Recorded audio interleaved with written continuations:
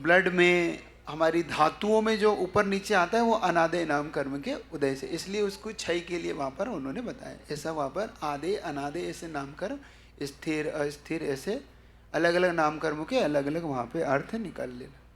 अगली जिज्ञासा के लिए आमंत्रित करता हूँ श्रीमती उज्ज्वला जैन और तैयार रहेंगे सतीश जैन बंडा वाली। नमस्तु महाराज, नमस्तु गुरुदेव, नमस्तु गुरुदेव। गुरुदेव, निकाचित निदत्ति निकाचित कर्म कैसे बांधे जाते हैं और कैसे कम किए जाते हैं, ये शंका है। नित्य निकाचित दो प्रकार के होते हैं, पुण्य भी होता है नित्य निकाचित और पाप भी होता है। तो जैसे आपने आज पंचरणक में ऐसी भावना भाई और उस समय आप उन भावों से जुड़ गए, मान लो कि भगवान दीक्षा ले रहे थे और दीक्षा लेते लेते बहुत से लोगों के आंखों में आंसू आ रहे थे, लेकिन वो आंसू किसके थे कि धन्य है प्रभु ने वैराग्य लिया, और किसी को क्या लग रहा था क्यों ले रहे हैं। तो जो कह रहे थे कि क्यों लिया उनको तो शायद इतना पुण्य नहीं बंधे, लेकिन जो कह रहे थे कि धन्य जो हम नहीं कर पा रहे ये कर रहा है, तो ये निधत्ति निकाचित पुण्य का बंद कर रहे थे। तो निधत्ति निकाचित पुण्य ऐसे बनता है, और ऐसे ही जिनालय इत्यादि में जो हम पाप इत्यादि कर जाते हैं वो निधत्ति निकाचित पाप होता है। इनकी निर्जरा के लिए उन्होंने पहली बात तो ये कह दिया कि ये कटते नहीं, इनको भोगना ही पड़ता है। फिर भी आचार्य वीरसेन स्वामी ने एक चीज़ कह के जरूर इस चीज़ को आपने पूरा किया। उन्होंने ये कहा, जिन बिंब दर्शन निधत्तित निकाचित कर्म क्षय दर्शनादो, मतलब निधत्तित निकाचित कर्म जिन बिंब दर्शन से क्षय देखे जाते हैं, तो इनकी अरध भक्ति इत्यादि से इनका क्षय मान सकते हैं। अगली जिज्ञासा लेके आमंत्रित करता हूँ श्रीमान सतीश जैन बंडा वाले, उसके बाद तैयार रहेंगे शैल्य जैन। नमोस्तु भगवान। नैनों को हरने वाला, मन मोहित करने वाला, कहाँ आपका मुखड़ा है, कहाँ चांद सा टुकड़ा है। यहाँ पर आचार्य मानता हूँ भक्तांबर में क्या क्या बताना चाह रहे हैं, भगवान जिज्ञासा का समाधान कीजिए। भगवान के चेहरे का वहाँ पर वर्णन करते हुए बांतु स्वामी कह रहे हैं कि भगवान ये सब चांद, ये सूर्य, ये सब आपके आगे फीके दिखाई देते हैं, आपका चेहरा कहाँ और ये सब चांद तारे कहाँ, ये सूर्य कहाँ, क्योंकि ये सूर्य और चांद तारे तो फिर भी पृथ्वी का एक है, और आप तो साक्षात चैतन्य हैं, और आपकी चेतना से जो प्रभावित होगा, आपके मुखड़े को देख के जो वीतरागता से प्रभावित होगा वो कल्याण को प्राप्त होगा। चांद और सारे सूर्य देख के कल्याण नहीं होता, इनके चेहरे पर जो तेज देखकर अपने आप को प्रश्न चिन्ह खड़ा होता है कि हे प्रभु, कहाँ तो आपका ऐसा दिव्य पुण्य वाला, पुण्य प्रताप वाला चेहरा, और फिर भी आप वीतरागता को प्राप्त हो रहे हैं, और कहाँ मेरे पास कुछ भी नहीं और फिर भी मैं अकड़ रहा हूँ, मद कर रहा हूँ इस रूप का। तो मेरा रूप कहाँ और आपका रूप कहाँ, कहाँ चांद तारे जिनकी मैं उपमा देता हूँ, ये चांद तारे भी आपके चेहरे के आमने फीके पड़ जाते हैं, ऐसा वहाँ पर मानतु स्वामी। जिज्ञासा का समाधान पाकर मैं धन्य हुआ। नमोस्तु भगवान। कृपया कर जिज्ञासा ही रखें, उसको गीत ना बनाए। अगली जिज्ञासा के लिए आमंत्रित करता हूँ शैल्य जैन। जो भी उनको पहले यहाँ बुलवा लो। हाँ, वंदना जैन तैयार रहेंगी। वंदना जैन। नमोस्तु मुनिराज। मेरा प्रश्न है, 2023 तो गया, 2024 का साल जैन धर्म के लिए कैसा है? कैसा है? देखो, होता ये है कि हम 23 में भी और 24 में भी हमारे हाथ में, मतलब यहाँ पे करोड़ों करोड़ों लोग हैं, जिसका जैसा पुण्य पाप होगा उसके लिए वो साल वैसा होता है। मैं हमेशा एक बात आपसे कहता हूँ, जब भी भविष्य तय होता है वो भूत तय करता है, मतलब भविष्य वर्तमान तय करता है और वर्तमान को भूत तय करता है। मतलब भूत आपका वर्तमान होता है और वर्तमान आपका भविष्य होता है।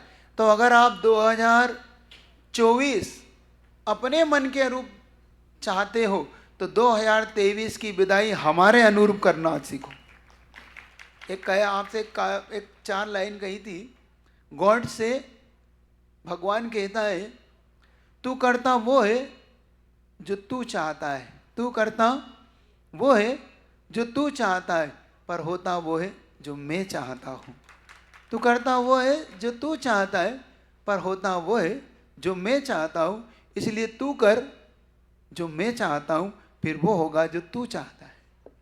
तो करना सीखो, गुरु के अकॉर्डिंग करना सीखो। 2024 वैसे ही होगा जैसा तुम चाहते हो, पहले गुरु के अकॉर्डिंग जो चाहते हो वो तो करो।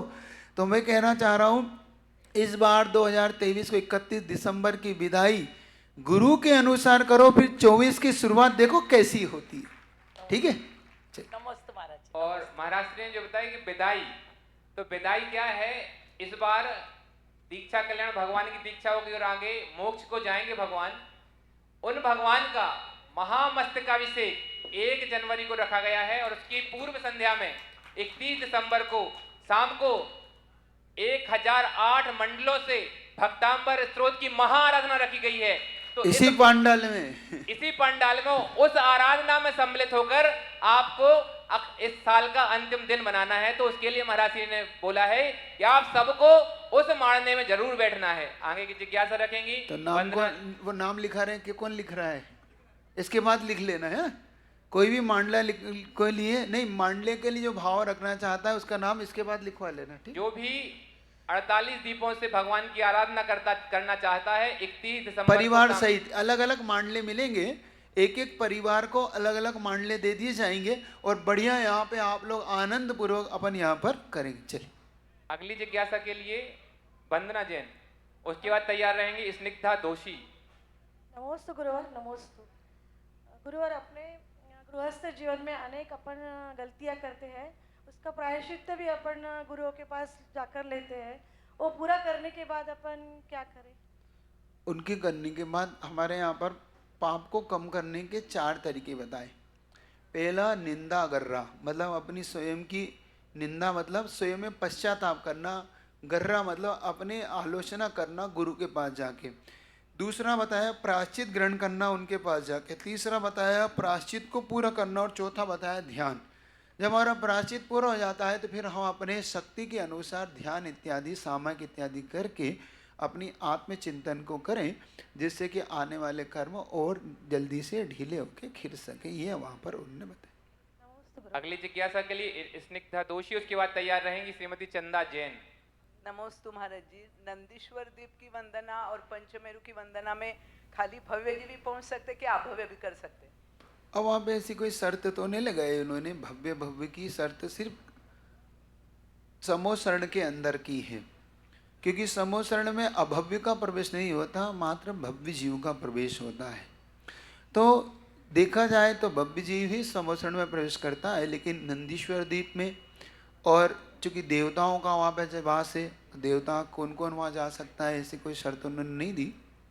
पंचमेरु चूँकि 2.5 द्वीप में ही है अपने पास, तो यहाँ भी कोई ना कोई जा सकता है, इसलिए वहाँ पे ऐसी कोई शर्त नहीं कह सकते कि वो भव्य जाएगा कि अब बस समोशरण के लिए शर्त मान सकते हैं। नमोस्तु महाराज। अगली जिज्ञासा के लिए आमंत्रित करता हूँ श्रीमती चंदा जैन, उसके बाद तैयार रहेंगी श्रीमती अर्चना काला। नमोस्तु महाराज जी, नमस्तु। आज का जो तप कल्याणक देखा महाराज जी, बहुत अच्छा लगा। पर जो महावीर भगवान के काल में ऐसा ही वो सब तप कल्याणक की प्रक्रिया होती थी क्या? तप कल्याण की प्रक्रिया प्रतिष्ठा पाठ के अनुसार होती है। अब वो उनके समय में किस प्रकार से वहाँ पर होता था, ये अपन एक प्रकार से प्रतिमा के अंदर वो आरोपण करते हैं तप कल्याणक के, तो मंत्रों के द्वारा होता है। क्योंकि 64 रिद्धि, अब 64 रिद्धि के लिए उन्हें कोई अलग से मंत्र की आवश्यकता इसलिए नहीं पड़ती कि स्वयं ही वो अपने अंदर में महसूस करते हैं। यहाँ पे अपने द्वारा आरोपित किए जाते हैं उन मंत्रों के द्वारा। तो बिंब की अगर आरोपण देखेंगे तो वो ऐसे ही होगा, लेकिन अगर उनकी साक्षात रियल में देखेंगे तो उनके अंदर ही वह 63 रिद्धि प्रकट हो जाती है। उन्हें अलग से इस प्रकार की कोई आरोपण की आवश्यकता नहीं है। ये जिन बिंबों के लिए ही ये प्रक्रिया यहाँ पर मानना। राजसभा वगैरह नहीं भरते थे? महाराज वो तो क्यों नहीं लगते थे, उनके राजा होते थे ना, वो तो वो सब लगती थी। और उनको पालकी में ले जाते भी थे, वन में ले जाके, वो कितनी दूर वन है वहाँ ले जाके उनकी दीक्षा कल्याण ऐसे ही पंचमुष्टि में लेके बनता था, वो पूरा दृश्य होता था। लेकिन वह कौन कौन जा पा रहा है, कौन उसको दृश्य देख पा रहा है, ये एक अलग विषय। स्वयं माता पिता वहाँ पहुँच पाते हैं कैसा वहाँ, वो एक पुराण का विषय है। अगली जिज्ञासा के लिए आमंत्रित करता हूँ श्रीमती अर्चना काला, उसके बाद तैयार रहेंगे श्रीमान राजेंद्र जी जैन। थोड़ा ये जगह छोड़ के बैठो ना आप लोग आएंगे कैसे? नमोस्तु गुरुवर, नमोस्तु गुरुवर, नमोस्तु। महाराज जी मुझे ये प्रश्न है कि श्री मज्जिनेन्द्र का अर्थ क्या है? श्री मज्जिनेन्द्र श्री मज नहीं है, वो श्री मत है एक्चुअली में। मेरे से बहुत से लोग पूछ चुके हैं। एक्चुअली में वहाँ पर ये व्याकरण का विषय है। मत के आगे, तकार के आगे जा का, जिनेन्द्र का जकार आया है, तो जकार से वो तकार जकार हो गया है वहाँ पे, इसलिए श्री मज है वो। श्री मत है, श्रीमत का मतलब श्रीमान। श्रीमान मतलब बहुत आदर पूर्वक इनका हम पंचगणक मनाने जा रहे हैं। श्रीमद जिनेन्द्र मतलब ऐसे श्रीमान अरि।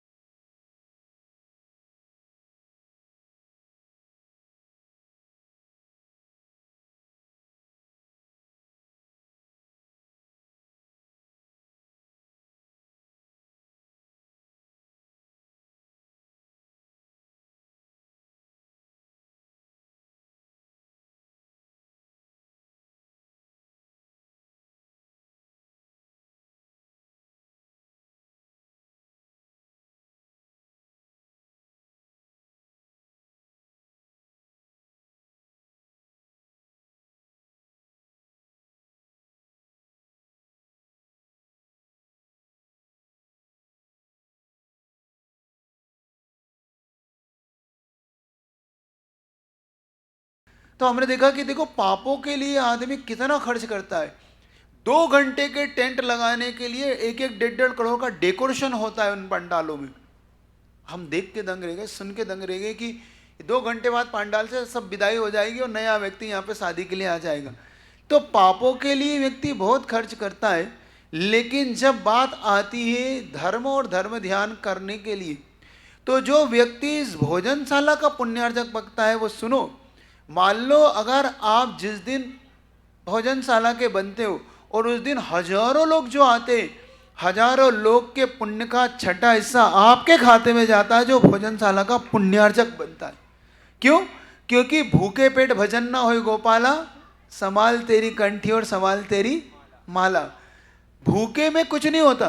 तो वो जब तृप्त होके भोजनशाला में अगर एक भी व्यक्ति ये कहता है आज दाता ने कितना अच्छा सुंदर व्यवस्था बनाई जिससे कि मैं आज पूरा दिन धर्म ध्यान कर पाया, समझ लेना इससे बड़ी दुआएं कहीं नहीं मिल सकती, भोजनशाला का ये फल है। तो भोजनशाला का पुण्यार्जक बनना कोई बुराई नहीं, बहुत बड़ा फल है इसका। और तो पापों के लिए खर्च मत करो, पुण्यों के लिए पूरा आप करो कि 5-5 6-6 हज़ार अगर लोग भोजन कर रहे हैं और उसका मैं एक अंश का भी, 1000 लोग का भी, 2000 लोग का भी भोजन करा के मैं उसका एक अंश का भी पात्र बन पाया, तो उसका फल ये होता है आगामी भवों में कभी भी उसे भूखा नहीं रहना पड़ेगा, उसे कल्प वृक्ष का भोजन मिलता है उसे, ऐसा आगम कहता है।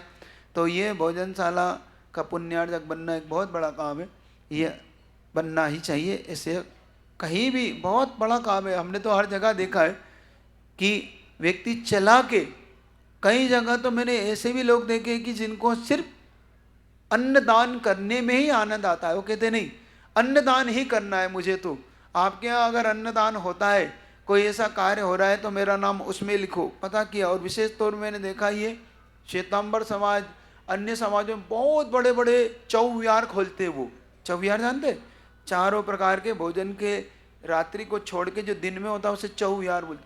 तो ऐसे कर का आप भाव कर सकता है, करना चाहिए। एक छोटी सी घोषणा, श्रीमान श्री सचिन जैन शिल्पी श्रेष्ठा पथरिया ने 51,000 रुपए राशि प्रति भोजनशाला के लिए दिए हैं, उनका जोरदार अभिनंदन।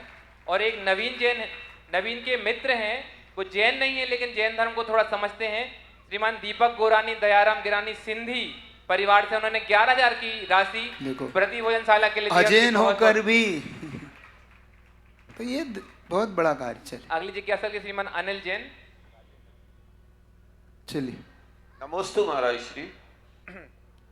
मेरा विकल्प ही ऐसा था कि रोज सुनते हैं कि 84 लाख योनियों से सबसे सर्वश्रेष्ठ योनि में अभी हम लोग हैं, और देवशास्त्र गुरु का जितना निकट से संयोग हम लोगों को मिलता है शायद किसी और लोगों को नहीं मिल पाता।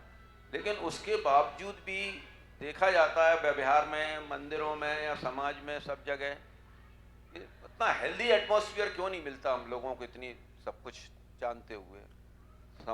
व्यक्ति स्वयं परिवर्तन ला सकता है, उसे संसार में कोई परिवर्तन नहीं कर सकता। माहौल निमित्त उसे मिल सकता है, लेकिन निमित्त को वो अपने उपादान की जागृति से उपयोग कर ले, क्योंकि बहुत बार निमित्त मिलने पर भी उपादान जागृत हो, ऐसा नहीं।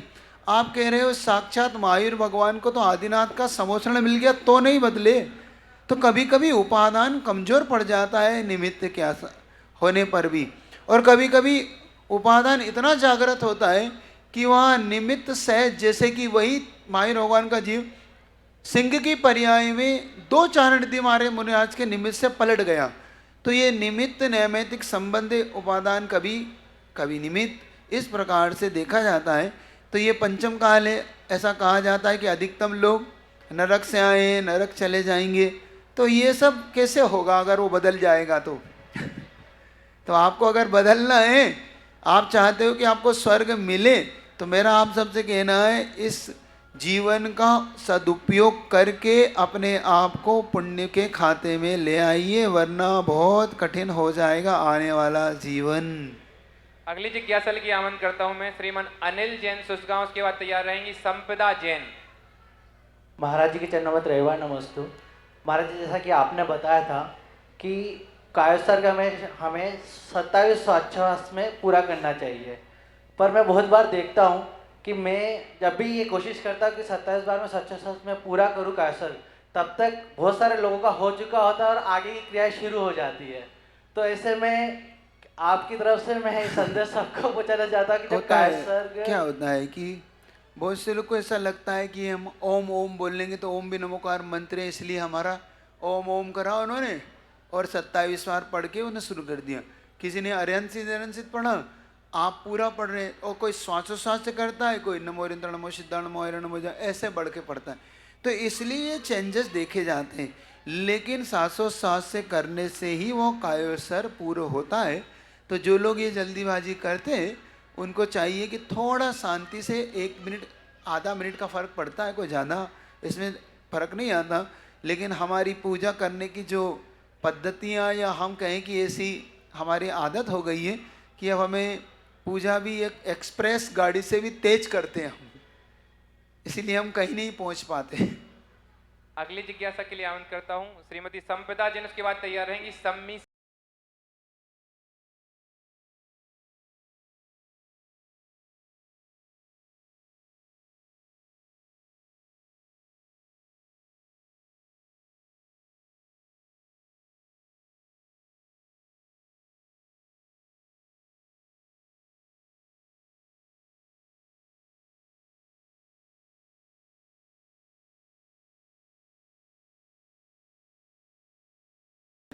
ये पुण्य तो कोई ज़्यादा महत्व नहीं है, भोजन मिल जाना, घर मिल जाना, संतान उत्पन्न हो जाना, ऐसा पुण्य तो सबका हो जाता है।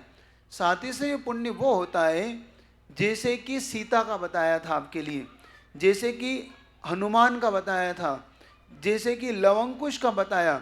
जैसे कि देखो हनुमान विमान में से गिरे और विमान में से गिरने के बाद शिला भी चूर चूर हो गई, उनके पुण्य के प्रताप से वह भी जान भी बच गई, और वो ये कहलाता है साथी से पुण्य। ऐसे ही सीता का जीव उस अग्नि में जब आगे कदम बढ़ाता है तो अग्नि का भी जब नीर हो जाता है, ये कहलाता है साथी से पुण्य।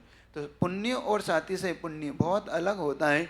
जैसे पूना वालों का पुण्य कैसा है, साथी से पुण्य है इस समय कि पूना वाले चाह भी नहीं रहे हो, चाह रहे हो नहीं चाह रहे हो तो भी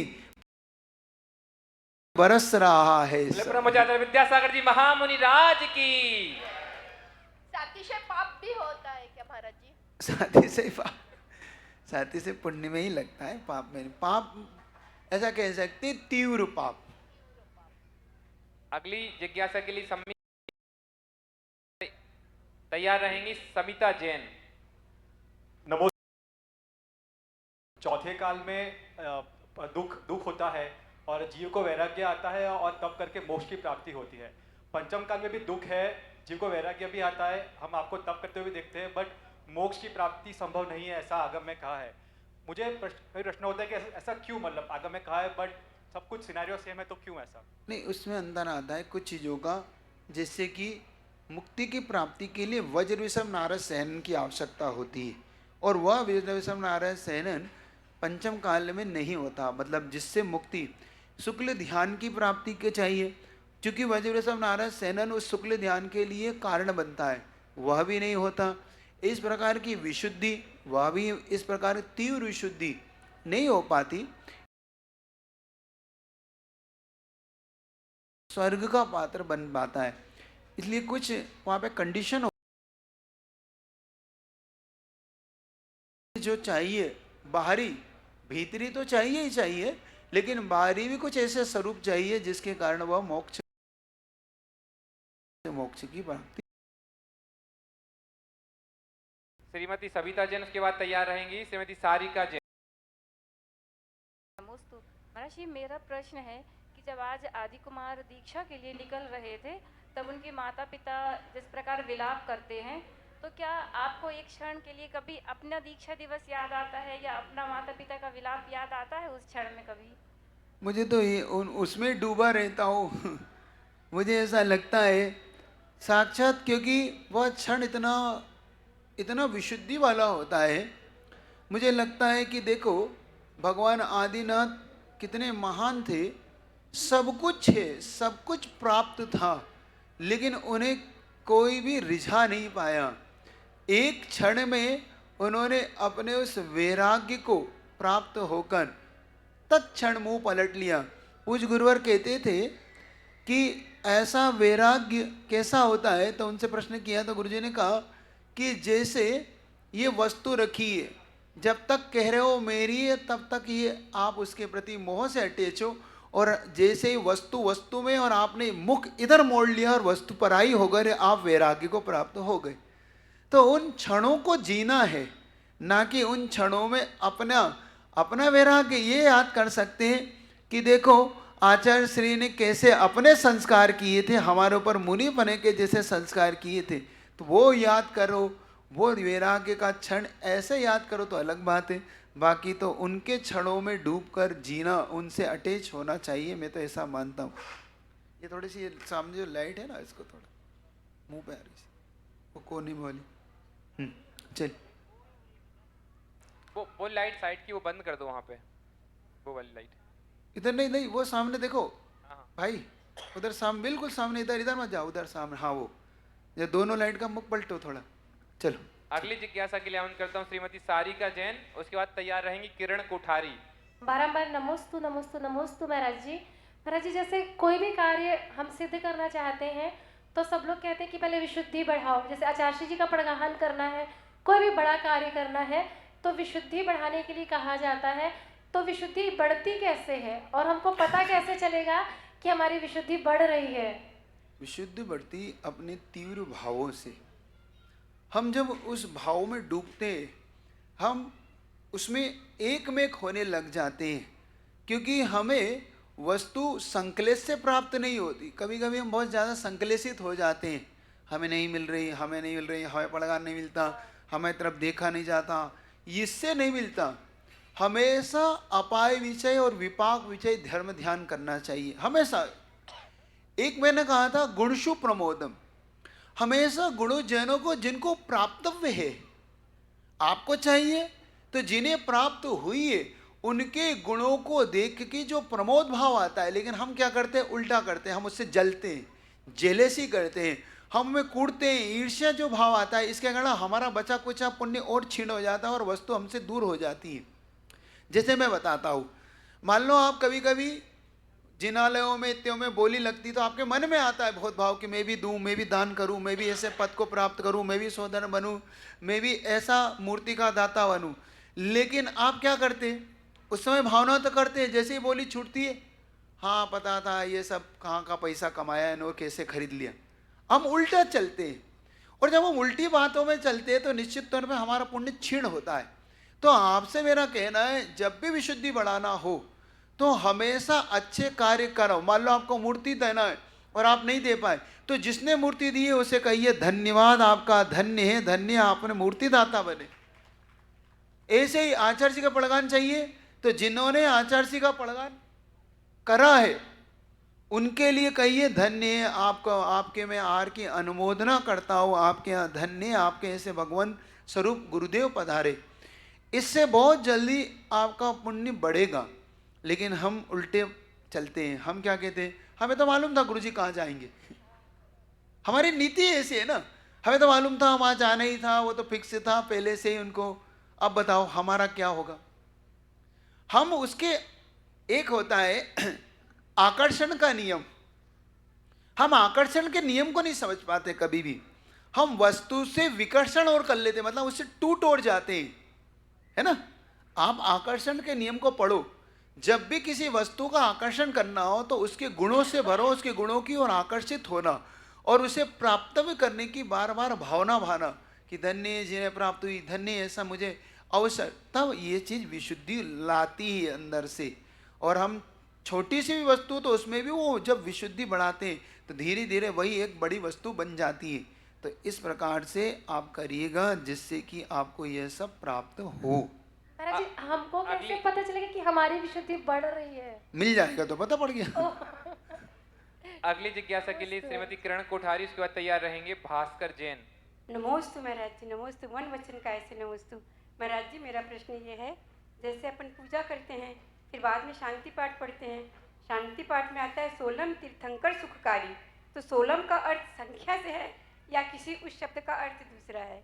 16 24 मतलब तीर्थंकर सुखकारी भी बोल सकते हैं वहाँ। नहीं, 16वें तीर्थंकर को लेके है वो, सोलम तीर्थंकर हाँ, मतलब शांतिनाथ भगवान को, क्योंकि ये जो लिखे गई है भगवान शांतिनाथ भगवान को लेकर विशेष तौर से किया गया। उसका मुख्य कारण ये है कि जो धर्म का विच्छेद हुआ था हमारे यहाँ पर, 9वें तीर्थंकर से लेके धर्मनाथ भगवान तक लगातार धर्म का बीच बीच में विच्छेद होता रहा।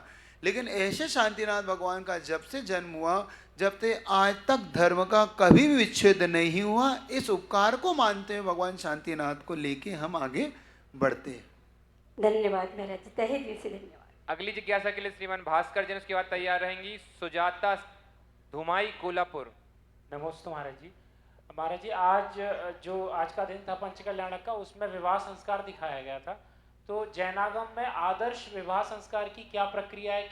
क्या वो जो क्रियाएं हैं वो जिनालय में संपन्न होती है या वो आदिनाथ भगवान के समय में ऐसा कुछ था, या आज जो प्रचलन में है वो आदर्श से कितना दूर है? इसमें देखो, अपने यहाँ पर भरत चक्रवर्ती मतलब चक्रवर्ती विवाह की पद्धति मिलती है। विशेष तौर से आदिनाथ भगवान जो विवाह किया वो तीर्थंकरों की दृष्टि से अलग है, क्योंकि उसमें स्वधर्म की सबसे बड़ी क्रियाएं स्वधर्म करता है इस विवाह का लिए भी। तो चूंकि हम अब स्वधर्म की व्यवस्था तो हमारे यहाँ नहीं बन पाती, इसलिए चक्रवर्ती विवाह हमारे यहाँ बोला जाता है। भरत चक्रवर्ती को लेकर, भरत चक्रवर्ती ने जैसे विवाह की पद्धति निभाई वो आदर्श विवाह पद्धति है। पूरा बहुत लंबा डिटेल है, फिर भी संक्षेप से बता दे रहा हूँ कि आप जो विवाह के लोग योग्य जो युवक युवतियाँ होते हैं वह गुरु से आशीर्वाद लेके जाते हैं, फिर जिनालय में जाकर उस विवाह की पद्धति को जो उसके जानते हैं वो संपन्न कराता है। उस दिन वो उपवास रखते हैं और फिर 8 दिन तक वहाँ पहले सबसे पहले तीर्थ बंदना करते हैं कि सिद्ध क्षेत्र की अथवा अतिशय क्षेत्र की, फिर गुरु के पास जाके आशीर्वाद लेते हैं। ऐसे 8 दिन के पश्चात फिर वह इस प्रकार से ग्रस्त जीवन में फिर प्रवेश करते हैं विवाह होने के बाद। तो इस प्रकार की एक आदर्श विवाह की पूरी पद्धति उसे आप देख सकते हैं कैसा है। वो पूरी बहुत सुंदर पद्धति है। और रही आज के विवाह पद्धति की जो बात है, वो बहुत सारी गड़बड़ है उसमें। जैसे कि रात में फेरा होना, जो रात में विवाह के फेरे होते हैं उसमें आप क्या करते, पूजन करते, अष्टद्रव्य से पूजन रात में हो नहीं सकती, पहली बात। दूसरी बात, बहुत बार जो मुहूर्त निकलता है वो रात का निकलता है, जब तक वो दिन ही बदल जाता है। आपने शुक्रवार का निकला, पता पड़ा शनिवार हो गया, क्योंकि आपने रात को 2 बजे 3 बजे उस फेरे के हो रहे हैं, तो आपका सारा मुहूर्त ही गड़बड़ हो जाता है उसमें। अब बताओ, ये सब होने के बाद फिर वहाँ पर जिस प्रकार का, क्योंकि कोई कंट्रोल होता नहीं है वहाँ पर, और अनकंट्रोल वहाँ पे लोग होते हैं, किस प्रकार से फिर वहाँ पे जो कुछ होता है वो आप सब जानते हो। तो इस प्रकार की विवाह पद्धति एक अच्छी आदर्श नहीं हो सकती। आदर्श तो भरत चक्रवर्ती ने जिस प्रकार से बनाई, वही विवाह पद्धति हमारे लिए आदर्श विवाह। अगली जिज्ञासा के लिए आमंत्रित करता हूँ सुजाता घुमाई कोल्हापुर, उसके बाद तैयार रहेंगे अरह जैन। नमस्तु महाराज जी, नमस्तु महाराज जी, नमस्तु महाराज जी। तत्वार सूत्र सामायिक में लेना चाहिए क्या नहीं? आत्मचिंतन करना ही चाहिए? हाँ, चिंतन के लिए सूत्र को ले सकते हैं, लेकिन सूत्र को स्वाध्याय के रूप में लेना है तो फिर आप सामायिक में नहीं ले सकते। आपको सूत्र का चिंतन कर सकते हैं सामायिक में, ये आप कर सकते हैं। कोई गाथा का, नमोकार मंत्र का, इनका चिंतन आप करके सामायिक पूरी कर सकते हैं। अगली जिज्ञासा के लिए अरह जैन। तब तक महाराज श्री एक जिज्ञासा है, कल जो ज्ञान कल्याणक है और उसमें आदि कुमार दीक्षा के लिए निकलेंगे, तो निकलेंगे आदि कुमार नहीं, कुमार अब तो आहार के लिए, ऋषभ सागर जी महाराज आहार के लिए निकलेंगे। ऋषभ सागर जी आहार के लिए निकलेंगे, तो इस आहार दान में क्या लाभ है, क्या ये भी साध्य पुण्य का कारण है, और इसको किस तरीके से हमें आहार दान करना चाहिए? देखो, तुम हमेशा इस बात का मन में भाव करते रहते हो कि हे भगवान, मेरे घर पे कब गुरु आएंगे, मेरे घर पे कब मुनि महाराज का पड़गान होगा, कब आचार्य भगवान के मैं आहार दान दे पाऊंगा। मैंने कल भी कहा था, आज फिर कह रहा हूँ, जब भी ऐसे भाव आते तो हमारे पास एक इतना अच्छा अवसर होता है पंचकर्णक का। पंचकर्णक के इस अवसर पर जब वो ऋषभ सागर जी महाराज कल जब आहार दान के लिए निकलेंगे, तो हर पंडाल में बैठने वाले को ऋषभ सागर जी को आहार दान देना चाहिए। यहाँ जितने लोग बैठे हो, आपको अगर ऐसा लगता है कि हम कैसे देंगे, तो घर से 16 सुखा के लाइए और 16 चेंज करिए। और ये बात जरूर है कि हथकरघा से कपड़ों से देना। एक जोड़ी हथकरघा तो अब सब दूर हो ही गया, सबके घरों में अब तो हथकरघा की साड़ी, हथकरघा के धोती दुपट्टे सब है। और नहीं है तो बाहर जाके एक लेके कल के लिए विशेष आप लेके अच्छा बढ़िया क्रम से जब निकलेंगे तो पड़गान भी करना। पड़गान करने के बाद आपके यहाँ पड़गान नहीं हो तो फिर बाकायदा क्रम से आप एक एक करके आहार दान दे सकते हैं। तो मेरा यहाँ बैठने वाले कहने से है कि हाथ पे हाथ रख के मत बैठो, क्योंकि कल भगवान आहार लेने के बाद दोपहर में केवल ज्ञान को प्राप्त हो जाएंगे, फिर आप कहाँ आहार दे पाओगे। तो एक जीवन में ये प्रतिमा जब आप देखोगे तो आपको याद आएगा कि यही वो प्रतिमा है, क्योंकि बात लाभ देने की नहीं है। पुण्य कैसे बढ़ता है, पाप कैसे कटता है, जब आपका मन उछाल मारता है। ये वही है, ये वही है। मैंने उस दिन सुस में जब पंचगणक हुआ था, उनका आहारदान का समय था, तब मैंने इन्हें आहार दिया था। बस समझ लो वही क्षण आपके लिए बहुत बड़ी भूमिका बना देता है। ये क्षण निकल जाएगा कल, लेकिन जब जब इसे देखोगे तब तब आपके अंदर जो उत्साह आएगा, वह उत्साह आपको उस पुण्य बंध में कारण बनेगा। तो मेरा आपसे कहना है कि आप लोग आहार दान कल करना। कितने लोग करने वाले हैं कल आहार दान? सबको अपने अपने पड़ोसी की कसम है। अब लेकिन करना हथकरघा से ही करना है ना। धोती तो होगी ना, अब तो सबके पास हो गई है, तो सबको करना है कल बड़े आनंद से। मैं भैया से बोल दूंगा, भैया अगर 12 भी बज जाए तो इनको आहारदान करने देना, इनको आहारदान देने दो। लेकिन आप व्यवस्था बिगाड़ोगे तो फिर मैं नहीं कह सकता, नहीं तो आपके तुम्हारा आपने तो कहा था और पता पड़ा आप झुमा झटके करने लगे, भैया ने भगवान को लिया और चले गए। वो मैं गारंटी उसकी नहीं लेता। आप बिल्कुल जल्दी जल्दी भूमिका से करना और आनंद से आहारदान कर लेना। चलिए अगली जिज्ञासा के लिए अरह जैन, उसके बाद तैयार रहेंगी सीमा रजवान मुंबई।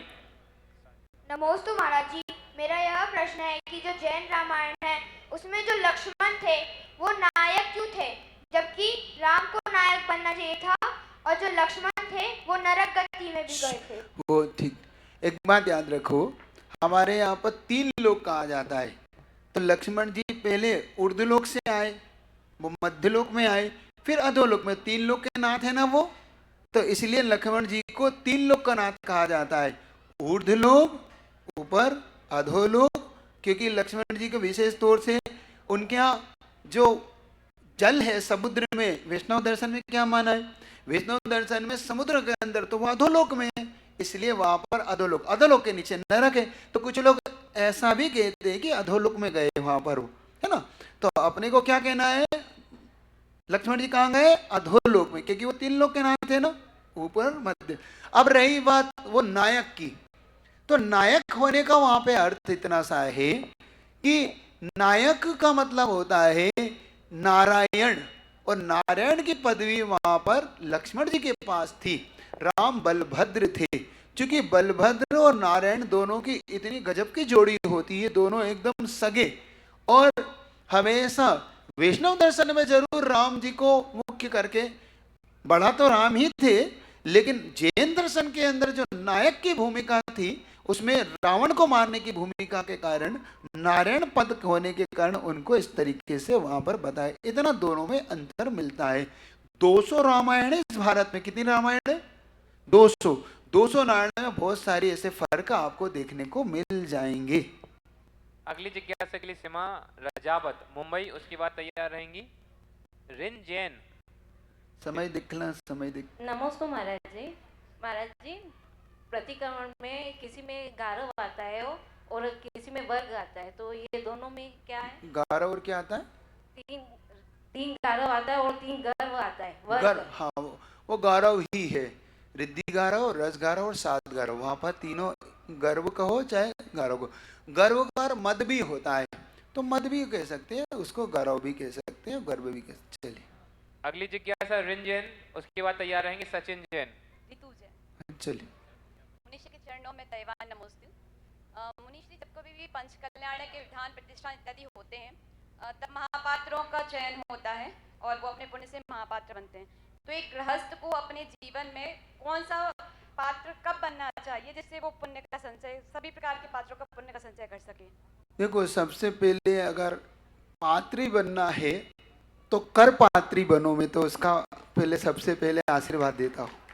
कर पात्री जानते हो, कर पात्री मतलब मुनि बनो। अब मुनि नहीं बन पा रहे हो तो हमारे यहाँ आगम में यही कहा कि पहले मुनि बनने का उपदेश दो। वो कहता है महाराज मैं मुनि नहीं बन सकता, तो अब आपको मैं आगे का उपदेश देता हूँ। सबसे पहले उसे ये भावना बनाना चाहिए कि वह सौधर्म जैसा महान पद पाए, फिर वह निश्चित तौर पे कुछ चक्रवर्ती इत्यादि के पद को भी धारण करे।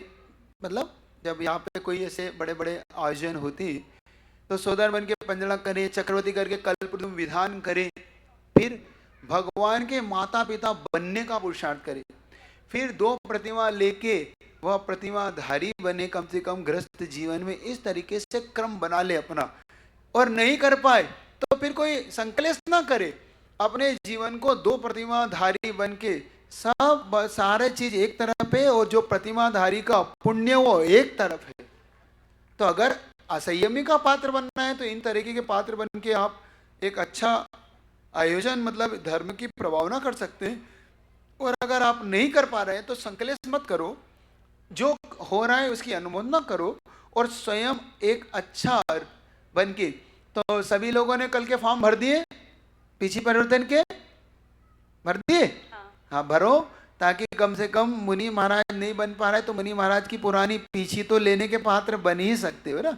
तो भावना भाव कि कल आपको ऐसा कुछ भी अच्छा हो जाए। नमस्ते महाराज। अगली जिज्ञासा के पहले मैं एक सूचना दूं कि पुण्य का ये महासौभाग्य है कि हमें एक नहीं 2-2 बार पिछी परिवर्तन बनाने का मौका मिल रहा है, और कहे तो 3-3 बार। आज आदि कुमार को पिछी भेंट गई, इसके पहले पिछी परिवर्तन हुआ था। बहुत सारे सौभाग्यशाली लोग थे, किसी ने पिछी दी थी, किसी ने पिछी ली थी, किसी ने अनावरण किया था। तो महासौभाग्य 26 तारीख को दोबारा इस महान महोत्सव में आपको मिलने वाला है कि हम ऐसे कर पात्रियों के, ऐसे महामुनि राजों के हाथों में पिछी प्रदान करने का, उनकी पुरानी पिछी लेने का, या इतना ना कर पाए तो कम से कम उनकी पिछी अनावरण करने का सौभाग्य प्राप्त करें। तो कार्यालय में फॉर्म उपलब्ध है, आप निश्चित ही अपने संयम को बढ़ाएंगे और फॉर्म जरूर भरेंगे। जितना जिसका संयम है आप ग्रहण करेंगे, उन नियमों से आपको अपने आप को बांधेंगे। अगली जिज्ञासा के लिए सचिन जैन, उसके बाद तैयार रहेंगी मनोज्ञा जैन। नमस्ते गुरुदेव, मेरी जिज्ञासा ये है कि आचार्य श्री के आशीर्वाद से हमारे समाज में IAS IPS बहुत सारे बनने लगे हैं, जो कि बहुत अच्छी बात है, लेकिन शासन में मंत्री और प्रधानमंत्री जैन कब होगा, ताकि हम ऐसा अवसर पा सकें जहाँ बड़े बड़े कार्य होते हैं हमें उनसे अनुरोध करना पड़ता है कि हमारे जैन समाज के लिए ये आप कर दें। जैन मंत्री और जैन प्रधानमंत्री कब हमें मिलेंगे, इसके लिए कुछ मार्गदर्शन दें। जैन समाज को जनसंख्या बढ़ाना होगी। जैन समाज इतनी कम जनसंख्या में क्या चाहता है मुझे समझ में नहीं आता। इसके लिए अपना पुण्य बढ़ाओ और आप अपने, क्योंकि या तो जनसंख्या बढ़े या जैन मानसिकता वाले, अहिंसा की मानसिकता वाले जितने ज़्यादा से ज़्यादा लोग इस भारत देश में होंगे, बहुत जल्दी अहिंसक लोग ऐसे महान पदों पे पहुंच जाएंगे। तो अहिंसा की मानसिकता वाले लोगों का संगठन बने जो देश को उन्नत बनाए, जिससे इस प्रकार से जैसे अभी प्रधानमंत्री स्वयं अहिंसक को ज़्यादा से ज़्यादा प्रवेश देते। अब ये बात उनकी मजबूरी हो सकती है, बहुत सारी भारी मजबूरी, वो एक मजबूरी होती है, गठबंधन की मजबूरी होती है, ऐसे ही एक देश की उस मजबूरी होती है। कहीं कहीं नॉनवेज का बहुत ज़्यादा होता है, लेकिन फिर भी मेरा उनसे कहना है कि उन्होंने जो G20 के अंदर अहिंसा का अच्छा एक भाव रखा और अपन बाहर जाके भी उन्होंने बहुत सारी अहिंसा के अपने आप को वहाँ पर रखते हुए कार्य किया, ये उनका एक बहुत अच्छा कार्य है। लेकिन जो अभी नहीं हो पा रहा उसमें भी उन्हें थोड़ा सा और एक कदम आगे बढ़ा के इसकी ओर लाना चाहिए। और आप जो चाहते हैं उसके लिए आप अहिंसक मानसिकता वाले लोगों का एक अच्छा संगठन बनाओ, जिससे कि वो आपकी भावना पूरी हो सके। अगली जिज्ञासा के लिए उनके तो मनोज्ञा जन, उसके बाद तैयार रहेंगी श्रीमती सुरेखा गांधी। नमोस्तु महाराज जी, नमोस्तु महाराज जी, नमोस्तु महाराज जी। महाराज जी, जैसे कि दूसरे रिलीजन्स में बाइबल, गीता, रामायण ऐसा फेमस है, तो जैन धर्म में ऐसा एक शास्त्र कैसा है जो कि हम बोले कि ये सबसे उच्च स्थान में हमारे जैन संस्थान में? जैसे हिंदुओं में गीता है, ईसाइयों में बाइबल है, मुस्लिम में कुरान है, ऐसे ही जैनियों में मोक्ष शास्त्र तत्वार्थ सूत्र है। तत्वार्थ सूत्र ऐसा ग्रंथ है जो जैनियों का बाइबल, गीता, कुरान वह माना जाता है। तो जैनियों के लिए वह उतना ही सम्मानित है, मोक्ष शास्त्र जिसे हम तत्वार्थ सूत्र कहते हैं। अगली जिज्ञासा श्रीमती सुरेखा गांधी, उसके बाद तैयार रहेंगी ऋचा जैन चोपड़ा। नमोस्तु महाराज जी। जिनवाणी में और गुरुमुख से हमेशा पढ़ने और सुनने में आता है, पर के दोष नहीं देखना, अपने दोष देखना, लेकिन ज़्यादातर ऐसा नहीं होता। तो अपने दोष देखने के लिए क्या करें? अपने दोष देखने के लिए सबसे पहले हमें अपनी एक स्वस्थ मानसिकता की ज़रूरत होती है, क्योंकि हमारा नेचर थोड़ा अलग होता है अपन सबका। हम अपने आप को तो हम बिल्कुल शुद्ध मानते हैं और सामने वाले को हमेशा गलत मानते हैं। हमें उसकी जगह अपने आप को रखना सीखना होगा कि इन परिस्थितियों में अगर मैं होता तो क्या करता, इसने क्या गलत किया, मैं भी तो यही करता जो इसने किया, तो फिर मैं अच्छा कैसे हो सकता हूँ और ये गलत कैसे हो सकता है। तो अपने आप ऐसी मानसिकता रखने से अपने भी दोष हमें समझ में आएगा। बहुत बार ऐसा होता है कि हम दूसरे के दोष जरा से में कहने लग जाते कि आपको ऐसा नहीं करना चाहिए, और वही हमारे ऊपर आता तो हम वही करने लग जाते हैं जिसका हम निषेध करते हैं ना। हम जैसे मैंने एक लाइन कहता हूँ हमेशा, हम ईमानदार कब तक हैं? जब तक हमें बेईमानी का अवसर नहीं मिलता, हम तब तक ईमानदार हैं। बस जिस दिन अवसर मिल जाए तो हम भी बेईमान हैं। तो बेईमान हम दूसरे को कहने से पहले हम विचार करें कि हम अगर एक उंगली दूसरे के सामने उठा रहे हैं तो चार हमारी ओर है। तो इस तरह की विचारधारा से दोषवादे मौन च मौनम, इस तरीके के हम भावों को ला सकते हैं और अपने आप को हम सुधार सकते। तो अपने अंदर परिवर्तन लाना हो तो हमें सबसे पहले स्वयं में झांकना होगा, अपने आप को देखना होगा। तो अपने आप अपने दोष भी दिखेंगे और हम दूसरे के प्रति वह भाव ला पाएंगे जो हम अपने लिए लाते हैं, तो वह अपने को इस प्रकार से चेंजेस होगा। नमस्ते महाराज जी। अगली जिज्ञासा के लिए श्रीमती रुता जैन चोपड़ा, उसके बाद तैयार रहेंगी सरला जैन अथनी। बस अब इतना ही रखना, इधर दे दो जल्दी से, मैनेज कर लो ना, एक दो कोई खड़े होकर इधर दे दो ना इनको। जब तक वो जिज्ञासा पूछ रहे तब तक एक और प्रश्न है हमारा श्री। हम लोगों ने एक नियम बनाया है कि कोई भी व्रती श्रावक हो, चाहे सामान्य भोजनशाला में हो, थाली जूठी नहीं छोड़ेगा। उसके लिए कभी कभी हमें व्रतियों से या फिर सामान्य लोगों से भी हार्श होना पड़ता है कि आप जो थाली में जूठा है वो खाइए। तो हम ऐसा थोड़ा व्रतियों से भी बोल देते हैं, तो हमें क्या उसके अपमान का दोष लगेगा? अपमान का नहीं, आपको तो पुण्य का बंध होगा, पाप का बंध नहीं होगा। ये अपमान नहीं है, ये अन्न का सम्मान है। जब हम किसी का सम्मान करते हैं तो सामने वालों को अपमान लग सकता है, तो किसी का सम्मान करने के लिए उसे अपमान लग रहा है तो ये उसकी गलती है। उसे ये सोचना चाहिए ये मेरा अपमान नहीं, ये अन्य के सम्मान के लिए कहा जा रहा है। और एक बात मैं बता रहा हूँ, व्रती को तो ऐसा कभी नहीं करना चाहिए। ये अव्रतियों के लिए भी शोभा नहीं देता, तो व्रती को ये कैसे शोभा दे सकता है? आप विचार करो, अन्न कितना महत्वपूर्ण है। आज देश के कितने भाग में लोग एक एक दाने को तरस रहे हैं, आपको पता नहीं पड़ रहा है। आपके पुण्य से ये जो अन्न आपको मिल रहा है ना, इसलिए आपको इसकी कीमत समझ में नहीं आ रही है।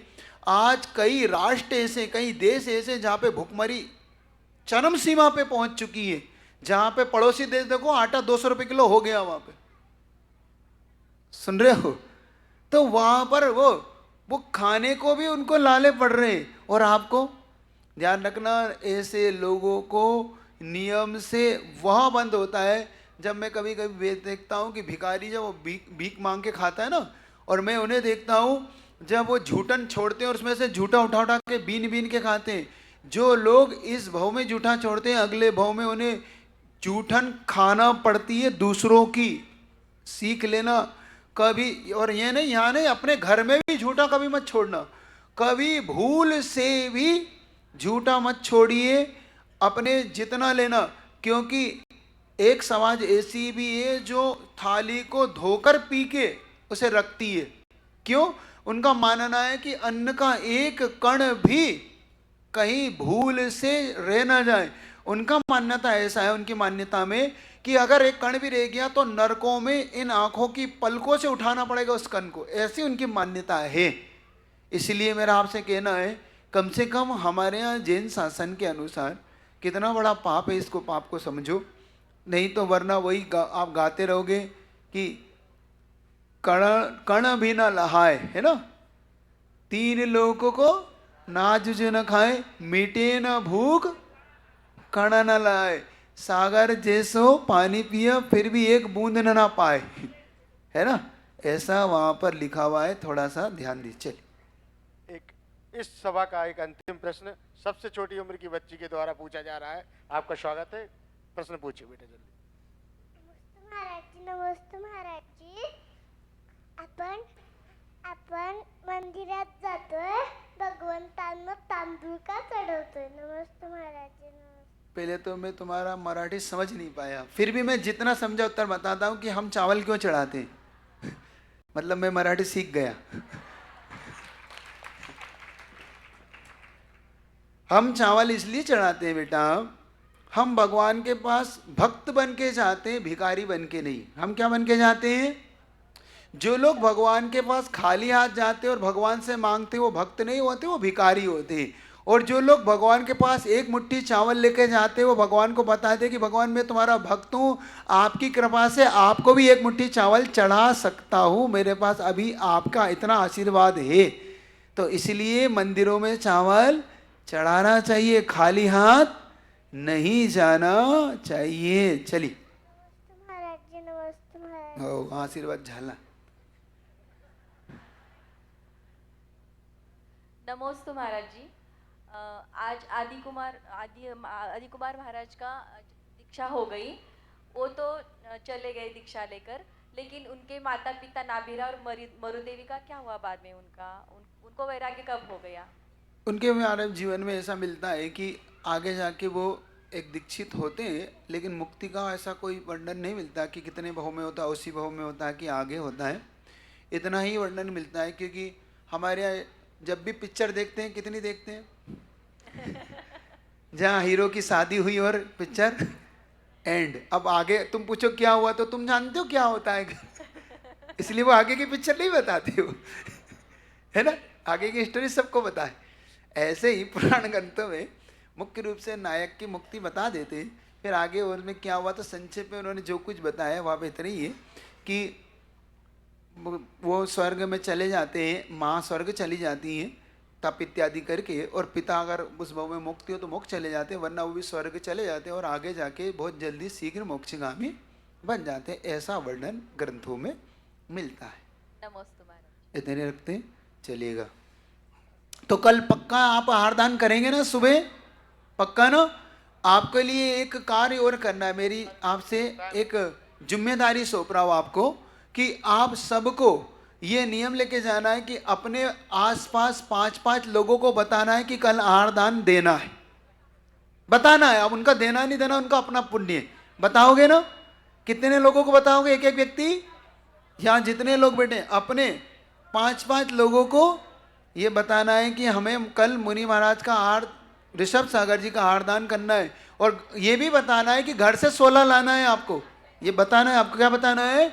अपने घर से हथकरघा के धोती दुपट्टे शुद्धि के वस्त्र में लाना है और यहाँ पे चेंज करके फिर उन्हें आहार दान देना है कल। ये आपको अपने नियम है सबका। आज 14 से एक नियम और लेना है आज आपको। आज चतुर्दशी का दिन है। कोई भी व्यक्ति आज के दिन देना हो, कोई भी व्यक्ति अब चारों प्रकार के आहार में से कोई भी आहार ग्रहण नहीं करेगा। जल भी ग्रहण नहीं करना है किसी को भी। अब दवाई लेना थी तो कोई बात नहीं, कोई दिक्कत नहीं होगी। आशीर्वाद दे रहा हूँ, कोई सुबह अच्छा हो जाएगा, सब बढ़िया हो जाएगा, चिंता मत करना। तो ये नियम है, चलिएगा। आपको अब जाप करना है, घर से कुछ नहीं लाना है। वो तो 3 अंजलि, उनको तो गन्ने का रस लेना, कुछ नहीं लाना आपको, नहीं तो तुम घर से कुछ लिया। चलेगा। जो हो सो हो, जो है सो है, हमको क्या हम। जन्म सुनिश्चित मरण सुनिश्चित, जन्म सुनिश्चित मरण सुनिश्चित, कर्मों का फल मिलना निश्चित, कर्मों का फल मिलना निश्चित। फिर संयोग वियोगों के क्षण, फिर संयोग वियोगों के क्षण, घबराने से क्या, घबराने से क्या। जो हो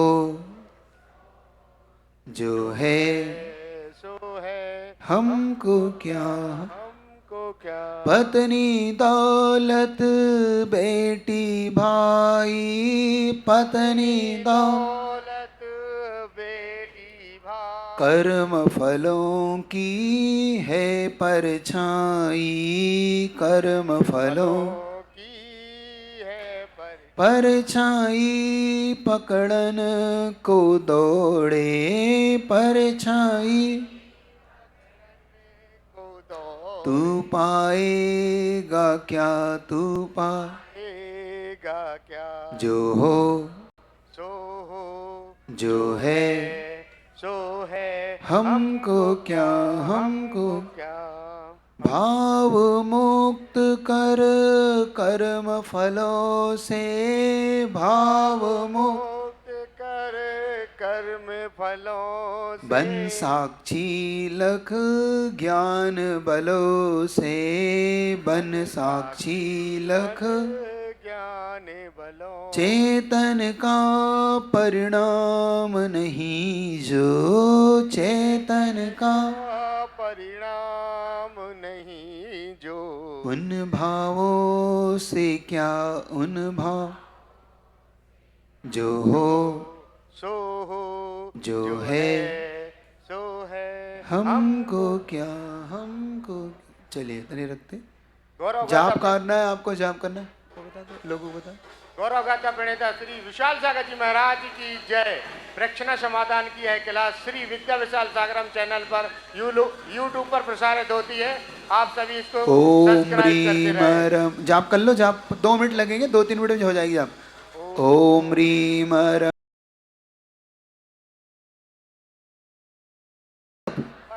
तुम्हें करानी कौन ने?